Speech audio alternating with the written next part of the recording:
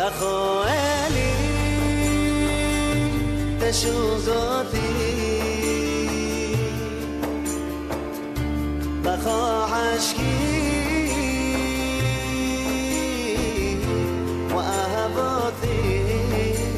Et on voit le rabbi de Novominsk, il rapporte un Tehillim, un psaume de David écrit par David Amelech, où il dit comme ça.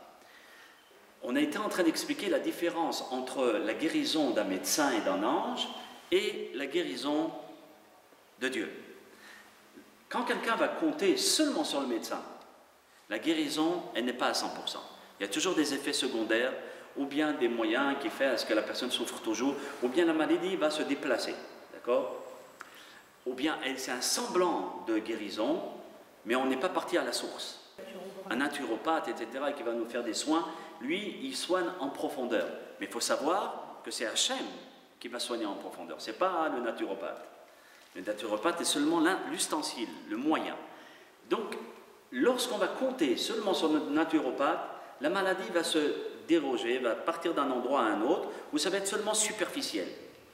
De même qu'on va faire intervenir un ange. Mais quand c'est Hachem, c'est à 100%. Le Admour, d'accord, de Novominsk, il dit comme ça. Il rapporte ce Tehillim, qui rapporte Ishlach Devaro Virpaem. Hachem, il envoie la guérison par sa parole, Virpaem, et vous êtes guéris. C'est-à-dire, il ne reste plus rien de la maladie. Vimalet Meshechitotam, et vous serez sauvés de toute destruction. C'est quoi? Vous serez sauvés de toute destruction. C'est les effets secondaires, les souffrances, les problèmes, les difficultés qu'il peut avoir après une maladie. Donc lorsqu'Hachem guérit lui-même, c'est une guérison. Et le Birkei Yosef, qui est le Hida, Rabbi Haïm David Azoulay, là-bas il écrit dans ses livres à la page 331, il dit: fais très attention d'observer ce que la Torah te donne. Maintenant, nous ne sommes plus au niveau où la personne va venir à la synagogue et prier au point où la guérison va venir. Il est important de partir chez le médecin, parce que le Birkei Yosef, le Hida, Rabbi Haïm David Azoulay, c'est un rave qui déjà était de très grand niveau. Il dit: dans notre génération, il n'y a plus des gens de cette dimension qui est la dimension que décrit le Ramban. Nous sommes dans le niveau du Rambam, où il faut aller voir le médecin accompagné de prières.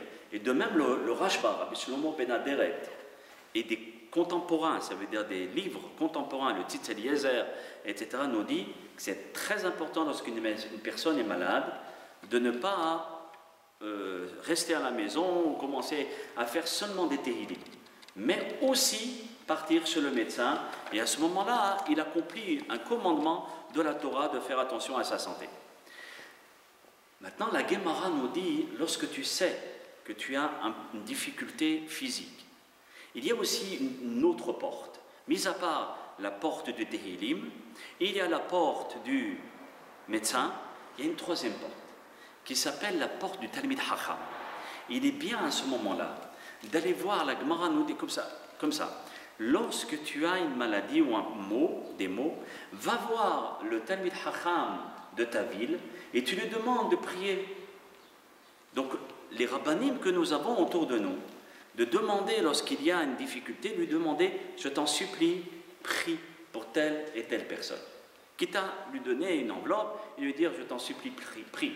Et donc, cette prière du Talmid Chacham qui lui est proche d'Hachem, de par son étude, le temps qu'il dispose à l'étude de la Torah seulement et uniquement, ces prières vont aller plus vite.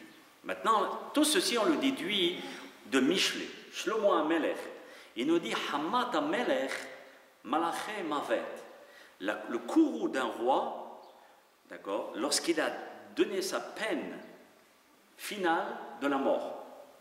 C'est-à-dire, quand un roi donne une peine, la peine capitale, comment on fait? Alors, un homme qui est sage, il pourra enlever le décret. D'accord, kapara. C'est-à-dire, le hacham, lui, la Gemara nous dit, il est capable de pouvoir enlever le courroux de Dieu par ses prières et d'enlever complètement le mauvais décret. Mais attention, la Gemara Baba Batra nous dit, si quelqu'un va sur le Talmid Chacham, il faut qu'il fasse attention de ne pas seulement compter sur lui. Vous pouvez dire, bon, prie pour moi, puis moi je vais jouer à la pétanque. Et jamais de la vie. Ça n'existe pas ce système. On ne va pas jouer et le hacham va prier. Le hacham il prie, mais moi aussi je prie. Alors vous allez me dire pourquoi aller voir le hacham? Alors première raison, comme on a dit tout à l'heure, parce que le hacham, lui, il donne tout son temps à Dieu. Donc ce qu'il va lui demander à Dieu, il va lui donner. Mais la deuxième chose, pour qu'on apprenne à savoir comment prier.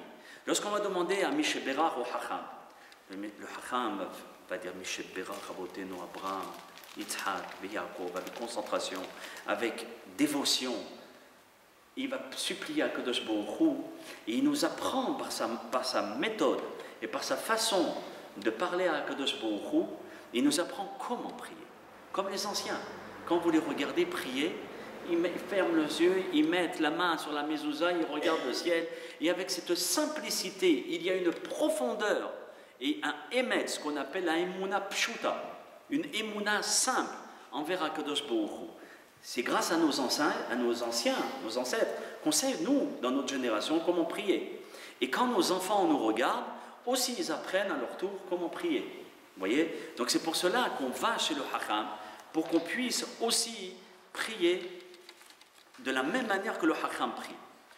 Lorsque on regarde le médecin, maintenant on aboutit à la conclusion que le médecin n'est pas le guérisseur. Il est seulement un moyen, un outil entre les mains de Dieu pour qu'il puisse me soigner. La Gemara nous dit, la Gemara Kedushin, page 86, elle nous dit comme ça, quelque chose de très choquant. Si les médecins ils tombent là-dessus, ils vont dire wow, qu'est-ce qui... On rend service aux gens et en plus on nous insulte. Qu'est-ce que c'est cette façon? On dit Tov shebarofim les gehinam, miskinim. Le meilleur des médecins, où il va aller à la fin, à la GL, au gehinam. Ah, c'est pas possible, à l'enfer. Pourquoi, miskin, hein? Il essaye de faire le bien et de l'autre côté, on lui dit tu vas aller au gehinam à la sortie. Écoutez bien la réponse. Nos commentateurs nous disent, quand chacun d'entre nous, on connaît sa place et on ne va pas se substituer au grand patron, alors à ce moment-là, tout roule sur des roulettes. Quand le médecin a l'arrogance de se prendre pour Dieu sur terre, il prend la place de Dieu. Il dit, ah bon, Tov Sheba Ofim de Gehinam, si tu crois que tu es Dieu, tu t'es complètement trompé dans ta vie. Et malheureusement, c'est ce qui se passe un petit peu parfois chez le médecin. Vous savez, à l'époque, mon père travaillait dans les services hospitaliers. Et un jour, il est venu avec une photo bizarre qui m'a beaucoup choqué. Jusqu'à présent, je vois cette photo. Et c'était quoi? C'était un grand homme, avec une grande barbe, et qui faisait comme ça, l'air ne vous faites pas de soucis. Et tous les gens, d'accord, étaient à ses genoux, à ses pieds, en train de le supplier. On voyait, oh, comme ça, une grande photo comme ça. Je vois ça, je dis à mon père, à la Shalom, mais c'est l'idolâtrie. Qu'est-ce que c'est cette photo? Il dit, écoute bien, je l'ai apportée pour que tu apprennes quelque chose.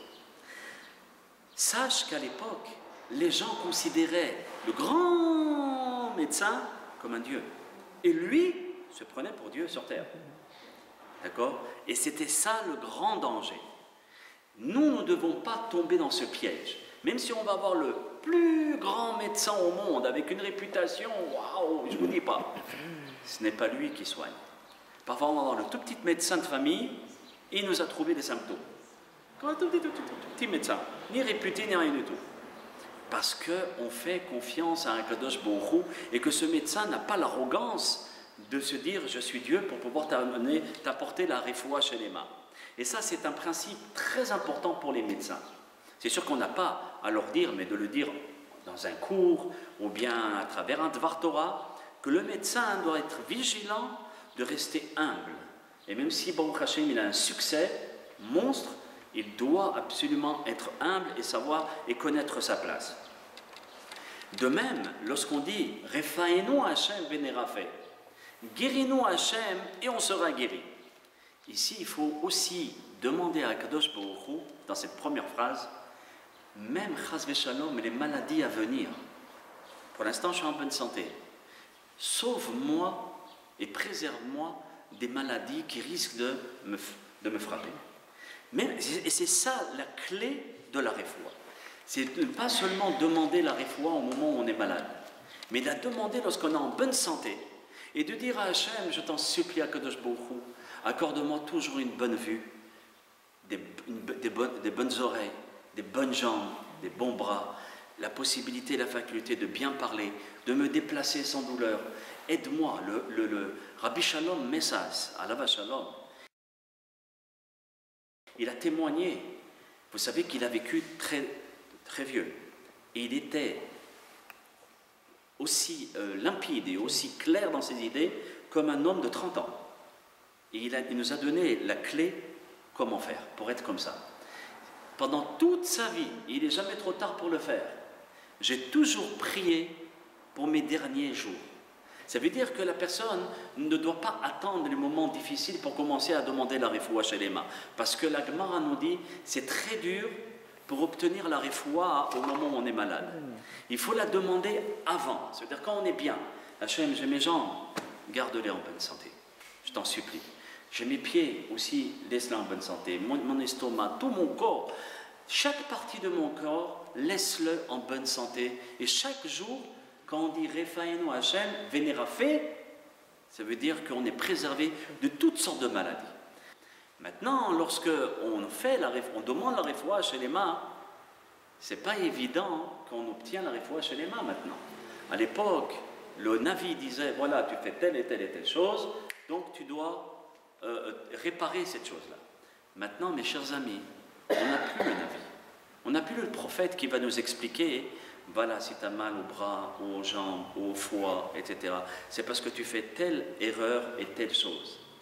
On demande la refoua chez les mains, mais à travers la refoua chez les mains, il faut demander à Hachem pourquoi. Parce qu'on va apprendre dans un prochain cours, Be'ezat Hachem, quand il y a un malaise dans le corps, c'est qu'il y a un malaise dans le domaine spirituel qui s'appelle le Nefesh et la Neshama. C'est-à-dire que là-bas, il y a une certaine maladie, et que cette maladie se répercute sur le corps. On va l'apprendre comment. Bon, maintenant, on demande à Hachem, dévoile-moi ce qui ne va pas dans ma conduite, de façon à ce que je puisse le réparer, et en le réparant, obtenir la refoua chez les mains. C'est pas, je vais obtenir la refoua chez les mains et je reste le même. Vous voyez? En changeant ma conduite, c'était un des premiers cours. Vous vous rappelez quand quelqu'un était paralysé, d'accord, ou bien on devait lui couper les jambes, à quoi ça sert qu'il prie?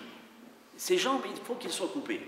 Mais on avait expliqué, quand la personne accepte le verdict divin, il accepte et il a foi en Akadosh Baruch Hu, en acceptant ce que Dieu lui envoie, automatiquement la guérison, elle est à la porte. D'accord? C'est toute une question d'acceptation du verdict de Dieu. Ici, il en est pareil. C'est exactement pareil. Comme dans la première explication qu'on a donnée, c'est d'accepter et de changer, de vouloir se métamorphoser et d'essayer d'être mieux de ce que j'étais auparavant. Pareil en ce qui concerne notre cours d'aujourd'hui. C'est le même fonctionnement. Tu acceptes de changer. À ce moment-là, le mauvais décret, il était sur X, qui ne changeait pas. Sur Y, qui est la nouvelle personne, qui a changé maintenant, il n'y a pas ce mauvais décret. Ça marche?